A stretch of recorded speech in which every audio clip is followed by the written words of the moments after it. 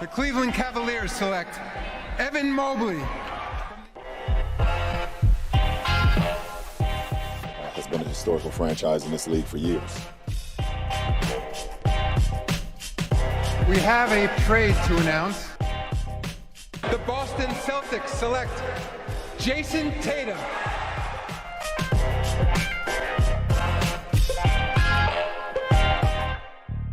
Hello, everybody. Welcome back to the NBA Front Office Show, keeping you up to date with everything going on around the world of the NBA. Had a new intro that we threw in there for YouTube. If you guys haven't had a chance to check that out, make sure you do go check out our YouTube channel. Don't forget, of course, to hit that subscribe button. Keith Smith joining me. Keith, I hate that we kind of have to start today's show with a negative story involving, of course, Ricky Rubio. Yeah, it feels like everything lately is negative stories. It's either, somebody's hurt or guys are out due to COVID and health and safety protocols. And there are good, fun stories that are coming out of that. Some of these blast from the past returns and young guys getting chances they might not have gotten otherwise. So trying to stay positive on that note. But we don't have a lot of trade news to break down because there's not trade stuff happening right now, but we're 6 weeks from today, from the trade deadline. So even in normal times, it'd be a little early. Yeah, we're probably still about a good 3-4 weeks from things really picking up. But yeah, the Rubio injury, just brutal. It's going to be out for the year for the Cleveland Cavaliers. We found that out yesterday after his MRI. 2 point guards down for the Cavs, or I guess Colin Sexton kind of more of a combo guard at this point. But yeah, two main guards, two big parts of their rotation, and that's probably the weakest part of their rotation now. It's Darius Garland. He's in health and safety protocols, so that'll be at least a short-term absence. So Kevin Pangos is getting a call to start their game tonight. But yeah, it's just a mess for the Cavs right now. So hopefully, we'll see. But I guess what we wanted to get into is, does this make it more likely to do something and make some kind of trade or something like that? Yeah, I mean, look, so Rubio, and we should mention it's a torn ACL for him, so he's that's going to cost him the rest of the season. And he was one of the success stories of the year. He was one of the guys that we looked at and said, well, this is a little bit of a funky fit. What's going to happen? Sure. Maybe he'll be bought out by the deadline. Maybe he'll be on the market. That's the way we kind of went into the season thinking about it. And the Cavs have shocked everybody. They've been great. And Rubio's certainly been part of that. And now with him, he's been phenomenal. But now with him gone, the Cavs, they've tasted success. And they're not going to want to just let that go, even though, they've lost Colin Sexton, now Rubio. So I do think this makes them more likely to go out there and swing a trade. I don't know that it's the home run trade, though. I mean, you think about, we instantly go, oh, well, John Wall's out there, right? Do you stack up some contracts and you go, maybe you part with Kevin Love and you go try to make something work for a guy like John Wall or something like that. I don't know if that's what they need, or if they just need kind of a game manager that can come in, that can do a few things for them, that can keep the ship afloat and let Darius Garland just basically run the rest of the show. I think that may be the path ahead, but I do think there is plenty of incentive for the Cavs to make some sort of a move to replace Rubio, because I don't think the guy to do it is necessarily on the roster already. No, yeah, it's definitely not. I mean, there is still some slight hope that maybe Colin Sexton could get back by the end of the season, but that's very unlikely. And given his status going into free agency, I'm not sure he's real open to, hey, let's get back quicker than maybe I should. But yeah, I mean, I just said Kevin Pangos is starting. Like, that's not. I mean, he was very good overseas for a number of years, but he's really struggled this year in his first NBA season. So we'll see what he can do. I think ideally you'd like someone with a little bit of size that could play with Garland at times too, instead of just behind him. Obviously now you're counting on Garland for 35 plus minutes a night. That's probably a slight tick up from where he was. He was probably closer to 30, 32. But he's been great. He's been really good. So no reason to believe he won't continue to be really good. But they've had a lot of success with those three bigs. And then Rubio and Garland together has been a good lineup for them. So yeah, I think all around this is just a bummer. So here's what I wonder, right? And this is where we're gonna go to cold calculating Keith here for a minute. I'm gonna put all emotion aside. Do you now use Rubio's $17.8 million expiring contract as your major chip to match salary in a trade? Now that sounds harsh, but the reality is it's not going to help the Cavs anymore. Nope. They have no long-term agreement beyond this year. Not saying that they wouldn't have re-signed him and maybe he wants to stay there. Maybe now you could even get him cheaper than what you might have otherwise. But that's a big chunk of money in salary matching for a trade. That puts you in range to go get a $20 million player easy if you pair something else. Now, the value's not really there, right? Obviously. Sure. But what you can do is you can plus that up with draft picks, or maybe you add Isaac Okoro to a deal or something like that. Is that something you have to do if you're Cleveland, is really say, hey, this sucks, but now you're the best avenue towards getting somebody who can help us to replace you? Is by using your big contract. Let's say the Cavs decided, you know what, we really like Ricky Rubio. We want to keep him. We'd like to hang on to him. Is there a path for them to trade him and then go after him in free agency? Well, you'd have the whole 1 year. Well, he'd be becoming a free agent, so he wouldn't be getting waived. Yeah, right. Maybe. I mean, it depends on which direction they go, what happens with Colin Sexton, and right. Where do you go with that? But yeah, I mean, I guess what you could do there is you could go sign him to a new deal as a free agent using like the MLE or a chunk of it for only 1 year, and then give him a bump in pay off of that. Because the reality is, Rubio at his age with this injury would he's maybe a $10 to $12 million a year player. Mm-hmm. Probably ideally you'd start him around that, maybe even as high as 13, and then have it decline year over year. So it's, finishing under 10 by the time, he's he'd be 34, 35 years old at the end of a 4-year deal. So yeah, I mean, maybe that is something you consider doing, is saying, hey, we're going to trade you now to really help us, but we are open. We'd love to have you come back next year. Because the reality is, he tore the ACL here in late December. So we're looking at a maybe early December return at most, probably closer to a January 2023 return next season, because it's generally been about a year for these injuries. So yeah, I don't hate that idea at all. Is it's one of those where it's a wink and a nod as you ship them out the door, but.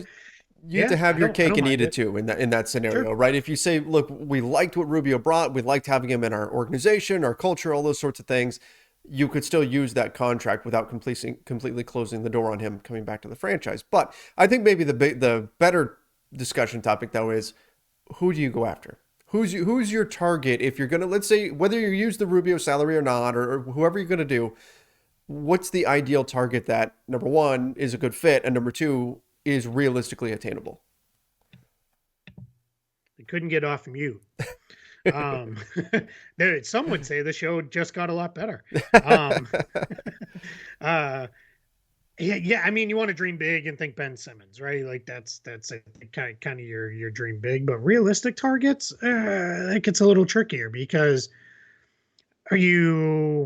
first, you got to have that conversation, I guess, with your ownership group. Are we willing to take on money? Mm-hmm. They're about $3 million below the tax right now. Can we dip into the tax if we want to? So yeah, like a guy like John Wall, that's out of the question. That's not going to happen. Malcolm Brogdon would be a wonderful fit, but obviously cannot be traded right until after the trade deadline is over. So we had a dog appearance here. He's running around like a crazy man. He's leaving now. And I needed to get a bottle of water. Let's see. So let's start running through names. Do you go to the Spurs and see, just gauge their interest in moving one of their many guards? They've got a few. Different kind of fit, but a guy like maybe Bryn Forbes. Mm-hmm. Could he be somebody you could pick up? Thunder guys are all part of their future. Portland guys too expensive. I'm very clearly doing this on the fly. If the Grizzlies were open to it, Tyus Jones, maybe. Yeah. I mean, Tyus Jones has been pretty big for the Grizzlies, and they've been winning. What about, I mean, like, not the same type of player at all, but what about a Terrence Ross? There would be a major change, but just in terms of a guy who's got a little bit of size, that could play off the ball, that could do some things for you. I mean, again, not the same player as Ricky Rubio at all, very, very different, but somebody who's out there. What about Gary Harris? Same team, Oh, yes. another guy. I Yep. mean, size, defensive player, seems to be refining his offensive game Mm-hmm. a little bit. Again, yeah, you're right. Very different player than Rubio, but that could be somebody you could look at. Yeah, it's weird because we talk about it all the time. I mean, I feel like we talk about it every show that nobody really needs a point guard, and now somebody does, and we're having trouble coming up Well, with a and with a real point guard. what about What what if? about your Celtics with Dennis Schroeder? I mean, we talked about maybe moving Yeah, him. yeah. I mean, that would be a if you really wanted to plus up your bench and Mm-hmm. make the run there, very easily acquirable too. You wouldn't even have to move Rubio in that deal. You could get to that number very easily without even probably giving up much of value Sure. in that one. What about Eric Bledsoe? If the Clippers Yeah. go a little sideways, because then you're not really on the hook for much money next year. He's only about 3 million guaranteed next season. That could be a guy you could look at. Difficult because of the poison pill, but Milwaukee now is in a little bit of a weird spot. They have a whole bunch of kind of guard guys with DiVincenzo back and Grayson Allen playing well. Allen was the poison pill guy I was thinking of there. Mm-hmm. Wesley Matthews, George Hill, there. So yeah, I mean, the good news, I guess, is they have options. And then, of course, if the Pacers break it up, Karis LeVert, Yes. very different guy. But that's also, I really think that one kind of makes sense for the Mm-hmm. Cavs. I just think he's a guy whose size, ability to score with the ball, you could kind of use him to you probably start him next to Garland, but Mm-hmm. then really he becomes your anchor for those second units. That's probably the number one guy I would chase after. The Pistons have a whole bunch of guys. Frank Jackson's actually Sure. played pretty good.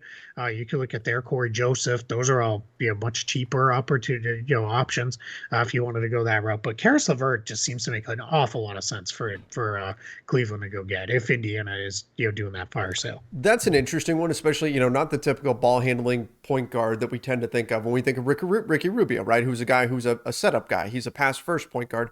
But I do like this. If you go get Karis LeVert, doesn't that also protect you in the event that you decide to move on from Colin Sexton? Yeah, Right, absolutely. that helps you out on Yep. that front as well. You're no longer in a position. I'm not saying the Cavs are in this position to begin with, but it makes it that much easier to have that kind of flexibility where if things aren't working out for Colin Sexton, maybe you work out a sign and trade or something like that to send him elsewhere. There was talk about them moving him already earlier in the year. Hmm. That makes it that much easier to just transition and say, you know what, those minutes, they're going to Karis LeVert, that role, this is the way we're going now. Yeah, and then let's see, Isaac Okoro really takes steps forward over the remainder of this season and next season. Then what you do is you have Levert for one more year where you can kind of make him almost like a super six man, Mm-hmm. where like he's you're coming off your bench, but he's playing a whole lot. Probably still gets 30 minutes a night off your bench because he can play any of the wing positions, and you only have one more year salary committed at 18.8 million, which is not a completely unreasonable number. So Mm-hmm. yeah, I think there's a lot of reasons why that one makes sense. I mean, I think that was where we initially went to when Sexton got hurt. Yeah. Of hey, if the Pacers do this, and now there is signs that the Pacers are open to business. So yeah, I might get if I'm the Cavs, I'm making a move because it's too important to me to keep this thing moving and make the playoffs this year. Absolutely. I don't want to slip. I'm not going all in and going nuts and like trying to trade for CJ McCollum or something like that. That's too big. Yeah. And I'm not giving up a whole bunch of really great value, but I'm doing something. I'm gonna go get myself a player that can really buoy us moving forward. And if I can do it with only a minimal commitment beyond this season, that's absolutely the way to go. Agreed. All right, we've got a few health and safety protocol stories to get into. The Warriors Nuggets game for tonight is postponed. Another 11th game. postponed. This is 11 now that have been postponed. I think what's interesting here, and beyond just the fact that we've got games getting postponed, the NBA put in their rules and everything, forcing teams to sign hardship players in order to prevent this from happening. In some cases, though, just logistically, it's not been possible to get hardship players in. You find out you get some positive test results in the morning, getting a guy there for a game that night, and clearance, getting a guy cleared and all that. It's not possible to happen. But it's also created some scenarios where some players, like Trae Young, was fairly vocal about this, not pleased that some games are getting postponed, other ones are not. And obviously the NBA has to draw the line somewhere. You have to have 8 players in order to play a game. But there is certainly a competitive advantage to getting your game postponed and then getting to play it later on when you have your guys, compared to some of these teams that are playing with 2 or 3 of their regular rotation players and a bunch of G League guys or whoever they found. Yeah, absolutely. I mean, it is Trey Young, I think, was right when he said too, like, I didn't even know most of my teammates until right before the game. So that is that is something. So I think it is it's Bob Ware. Yeah, I get it. I mean, the Hawks are up to I'm gonna do one of my I saw the number 26. Oh, you saw it. I saw it. I wanted to throw a trivia question at you, but you already saw it. I failed so horribly at yesterday's that I was like, I need to know this number ahead of time. Oh man, we're getting to know each other far too well. If my moves are that predictable, yeah, 26 players. I mean, that's absurd. Yeah, that's absolutely insane to have that many. Like that's just for practical reference purposes. That's 6 more than you're allowed to carry in the preseason. like I don't even know. These guys must be sitting in the hallway of the locker room. Like I don't even know where, like how you make that work. So, but yeah, I find it hard to disagree with Trey Young because he's not wrong. I mean, it is a situation where it does seem a little haphazard how some teams have been getting there. But the reality is the Nuggets are actually fairly okay COVID wise with the players, but they have a bunch of real injuries and just can't get there, and then you lose 1 or 2 guys more on top, and now all of a sudden you're in trouble. So and the coach now too. This is really tough. I don't know if you saw it, but breaking news here: the Toronto Raptors, no fans through. Let's see. I'm looking for it here. I didn't see it pop up. Oh, there it is. No ticket sales. Yeah. Yeah. So they will not host fans for at least the next 3 weeks. Happy New Year. Yep. No tickets sold, and except for league and team requirements, up to 1,000 per game. So it's basically that's going to be family and friends of players. So plus obviously the people to work that. So that's that's a good excuse me. Talk for a minute. Yeah, I got you. So, but yeah, that's something that I'm not surprised. We've seen Canadian teams have to do. I mean, look, the Raptors played in Tampa Bay last season because of what was going on. So, I mean, this is the type of thing that is not necessarily a huge surprise that this is taking place. I know owners around the NBA have got to be hoping that it's not what they have to resort to, because losing those ticket sales is a very big deal.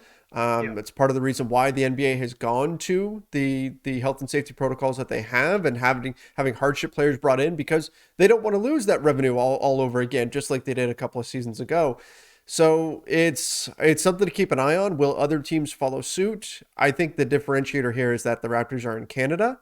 Yeah. If this was a US based team, I think we would probably start preparing for other teams to do the same thing.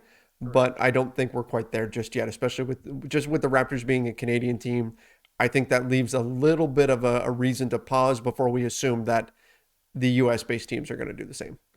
Yeah, absolutely. They just do it very differently, and it's just the reality of how it works. So yeah, I mean, we're in a position here where this is, we can't scream and yell about how it's this is going to be can't do this, can't do that. I mean, you can yell about that in your own state if you want, even state to state, that can be kind of hard.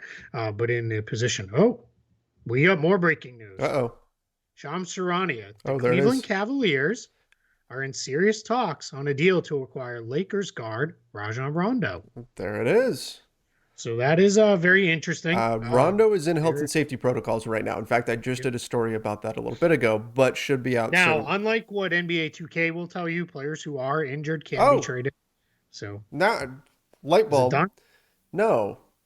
Stanley Johnson. Yes. We've been talking all about this, about clearing a roster spot for Stanley Johnson. 100%. That's what this is doing. And now Rondo, just to get into the transaction geek of it here, and I know we're running close on time because you're going to run. But it is what happens with a guy like Rondo, because he's on a minimum contract. As long as you are not going to be going over the hard cap, which clearly the Cavaliers are not, you don't even have to send anything. They'll have to send something back, but what the Lakers will get out of this, my guess is, will be some form of top 55 protected second, or they will get a draft rights to a player who's never going to come to the NBA. They're not going to get a real asset, is my guess, out of this, because this is the Cavs have a need that also helps the Lakers, because now the Lakers won't need to eat a tax and cap hit on this. So, but yeah, so well, yeah, now you have a topic for your there we go. Appearance here. That's right. Well, actually, and I should note, we've got a little bit of time. That just got bumped back about 15 minutes. So all right, perfect. So we're good. We can finish the show here without having to rush too much. Perfect. But so let's dive into this a little bit then. So we just spent a bunch of time talking about the Cavs and what they might do. I don't think this would preclude them still from making a bigger move. No. This is very much a get by move. Yes. You are obviously very familiar with Rondo's game at this point, but he's not the guy he was even a couple years ago when he helped the Lakers win the championship. Correct. This is going to be come in, give us 8 to 10 minutes behind Darius Garland tonight. That's it. He is not a guy you're going to play with Garland very much. This is strictly get us a backup point guard to get us through. So that's why I wouldn't say this. Well, now they're out of the mix to go get even Schroeder or LeVert or any of those guys. Can't imagine that's the case here. This is just to get you through for the time being until you figure out what the long term is going to be. Because even the Lakers brought in Rondo specifically, overtly saying he's not playing every night. Like Rondo himself put out there, I'm not playing every night. That's not what I'm doing at this stage of my career. Yeah. So he's not a guy that you're going to rely on a night-to-night basis. For the next, I don't know if it takes him 4 weeks to go find somebody else, Rondo can get you by during that period. Yeah, the reality is Rondo's going to be 36 here in a couple months, and he's in this is year 16. So yeah, you're not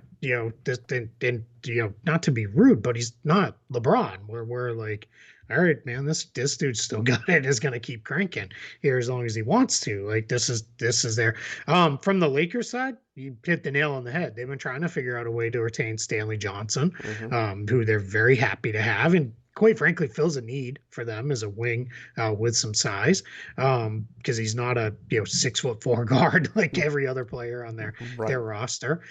So yeah, they it's been I don't even think I was going to call it an open secret, but I don't even think it's a secret at all. They were trying to figure out a way, and now they've found a way where we don't have to cut a guy and eat that tax hit. We can do it, clear the roster spot, bring in Johnson for the remainder of the year. So my guess is his 10-day is up on January 3rd. So by the time that 10-day ends, my guess is he's getting a rest of season contract. And you and I did the math on that yesterday, and I did a video breakdown on that this morning for Lakers Nation, explaining exactly why they were likely to go this route rather than just everybody's been saying, waive DeAndre Jordan or whatever. Rather than do that, it costs a lot of money. It costs a ton. So what they're going to do is free up a roster spot this way. So makes sense. This is why you don't do things until you've exhausted all your options. Yeah. You hold out until you absolutely can. And I get it. I'm guessing their fear probably why they're doing this now, because let's assume this transaction happens within the next day or so. If they really do finalize this Rondo to Cleveland deal, is you don't want to risk Johnson's 10-day running out and now he's getting back in free agency and somebody else tries to snap him up. Right. Absolutely. And the Lakers right now, they've got Darren Collison in the mix too. Now they only have one roster spot, but again, and Kendrick Nunn should be returning sometime in January as well. Yeah, my guess is they're feeling pretty good about their ball handling. At this point, because you've got Nunn, you've got Horton Tucker, LeBron clearly has the ball a bunch, or he should have none at some point, right? And and Russ, as much as struggles are there, he's still a 30+ minute a night player. So this is one of those things where it's probably not going to amount to anything massive, as far as being league changing. But this is good for the Cavs. Good get by move for them for at least the next couple weeks as they line things up for the trade deadline. All right, let's wrap things up with referees, everybody's favorite topic.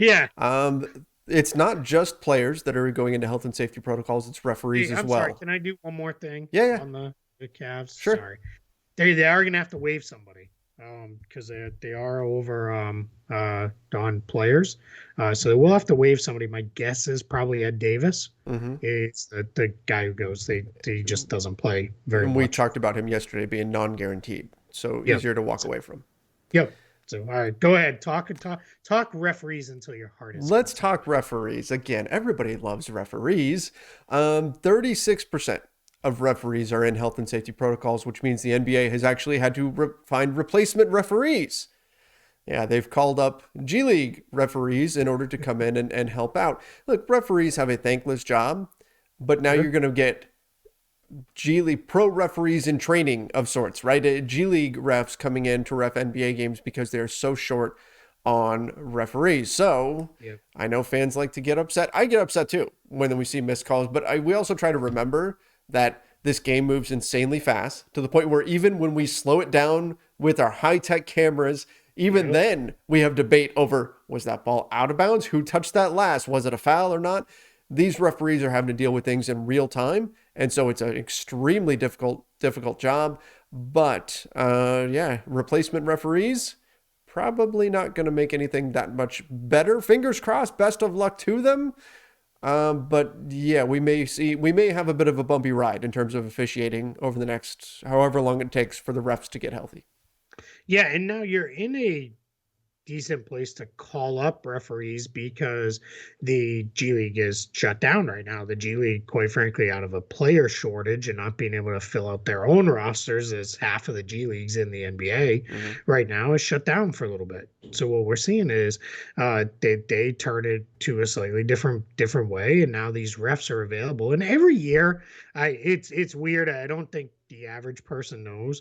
A lot of G League refs come up every single year and work games because what they do right now, we see it's very common for players to get time off. It's just as common now. They'll give referees a little break during the season and the like. So I think what we're really looking at here is these G League refs come up, and now they're going to come up and they're going to fill these spots, and it's probably going to be a little bumpy at times with the way this goes, because you're spot on, man. I'll complain about them when there's bad calls too, but it's a really, really hard job. I always say to people, if you really want to know, go to your local youth basketball league and volunteer to officiate a game, and you'll see it's hard. It's not easy to do, even at that level. It can be kind of tricky and difficult to see everything and see how quick it moves. Now talk about, you get 20,000 people yelling at you, and you're the only one nobody likes in the building, Right. and you've got and you've got all this stuff. So yeah, it is not an easy job at all, but we'll see. Tonight too, we just briefly we talked about the game postponed. We'll have to see. Let's see if this referee shortage does anything as far as games maybe being postponed. Because if you end up, that's really hard to get, because it's not, they don't travel with extra refs, with them, like the teams, we got to get to 8. I mean, yeah, you can do, we see it. They do in the playoffs. Yeah, in the playoffs. In the playoffs, they do. Available officials, but yeah, there's too many games in the regular season to do that. So we'll see. There's been even talks that they have really kind of looked at this, of saying the referees, more making them regional and saying, like, hey, you're going to hang out in that region. So there's a pod. The challenge is teams do not want to see the same refs over and over. So, yeah. Well, I mean, otherwise you're going to be turning, the guy reffing games at the YMCA is going to come over and pitch in or something like that. That would be disastrous as well. All right. You know what? Last thing, final prediction here, because the Cavs have got to send out salaries. They've got to send out because they're over the cap too. Because Rondo's a minimum salary. They have an exception, and they have an exception. He's a minimum. They won't even need to use that. They won't either, because he's a minimum salary player. A minimum salary player can be acquired via the minimum salary exception. So they don't need to send anything out. They just need to waive a player to clear a roster. I was just thinking functionally, could you just? I mean, I guess it's the same either way. Waive Ed Davis, or Ed Davis for Rondo, and then the Lakers waive him. Yeah, then the Lakers would still have to eat the prorated cap hit. True. And they don't. They're clearly not giving gonna us want to to do that. not do that. So, Okay. yeah, he'll go in via the minimum salary exception. Lakers will create a $1.7 million trade exception, which will be nothing. It probably won't get used at any point because they're just going to sign Stanley Johnson as we expect, and off we go. Now watch, they'll do something crazy like sign Darren Collison instead, and then we'll look dumb. Oh, man. And we'll see. the torches and pitchforks will be grabbed if and when that happens. Not that people in hate 10 Stanley days, James Ennis will be Collison. available. Hey, there we And go. he's already in town. There we go. All right. Maybe that finally comes true. Maybe. We'll be waiting 5 years from now. Is James Ennis a Laker yet? No, not yet. Right? All right, everybody. Appreciate you joining us. Make sure you do subscribe to the NBA Front Office YouTube channel. Don't forget to turn on those notifications as well. Till next time, everybody. See ya and stay safe.